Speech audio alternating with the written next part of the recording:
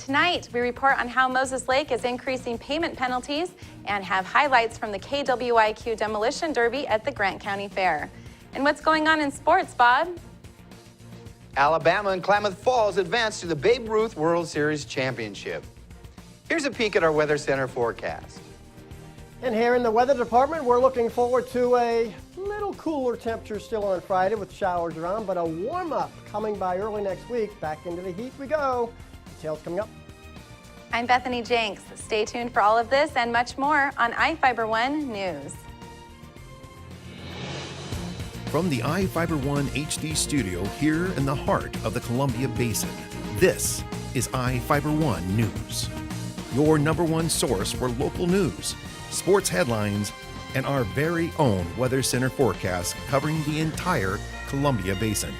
This is iFIBER 1 News, and it starts now.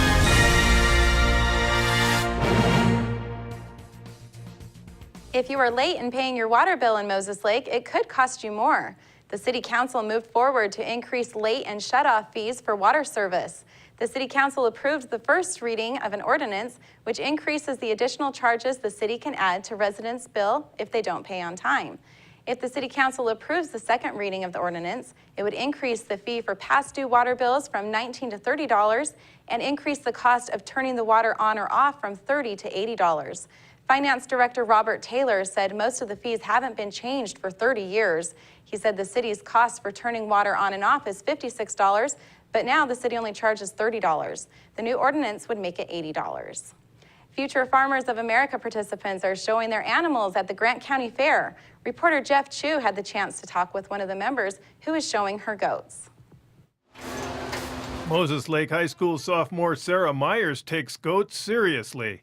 Myers is showing her boar goat Frosty this week at Grant County Fair. Frosty got his name because his ears were frostbitten when he was born in winter. Myers with Future Farmers of America says raising a farm animal is a challenge and not as easy as it looks. It's a good experience. You get money out of it too, but it's not always about the money, more experience. A lot of responsibility because you have to take care of them every day. You have to go feed them, water them, everything. She raised Frosty at a friend's sheep farm.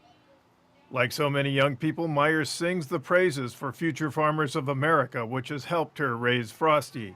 You get to do a lot of fun stuff. We do the pumpkin patch, and well, we can't drive tractors. And then you get to show, and then we have competitions from other FFA chapters that we get together, and those are a lot of fun as well.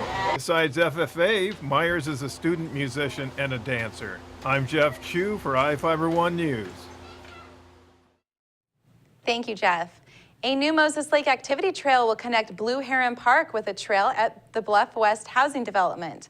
The Moses Lake City Council approved a $239,000 contract with Clackamas, Oregon-based Kel-A Concrete to construct the 3,000-foot-long trail. The project drew concerns from homeowners in the Cove West housing development. Grant County Sheriff Tom Jones said the trail could make it easier for criminals to access the area. The homeowners asked the city to delay the project until they could meet with officials to discuss it.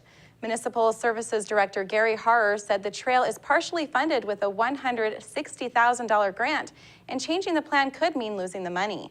The homeowners would like the city to build a loop at the end of the trail. Harrer said the change would cost more to add the loop. A Moses Lake businessman is at odds with the city about whether he can operate a marijuana production company in the city. Brent Haru believes he should be able to start operating a production company on Wheeler Road. His brother Alan Haru told the city council Tuesday night. Moses Lake City Manager Joe Gavinsky disagreed, saying the business is an agricultural business and isn't allowed by city code. Brent Haru applied with the state to be a marijuana producer. As part of the application process, the State Liquor Control Board notified the city about the application. City officials did not approve the proposed location. Now let's take a look at people currently being sought out by Grant County Sheriff's Office. This is Sheriff Tom Jones with the Grant County Sheriff's Office. Each of the people you see here have a warrant for their arrest. If you see any of these people, we ask you do not attempt to detain or apprehend them, but call us at 509-762-1160 or send us an email at crimetips@co.grant.wa.us. If the person is presenting a danger, call 911. With your help, we can bring these people to justice and make our community safer. We will be back after this.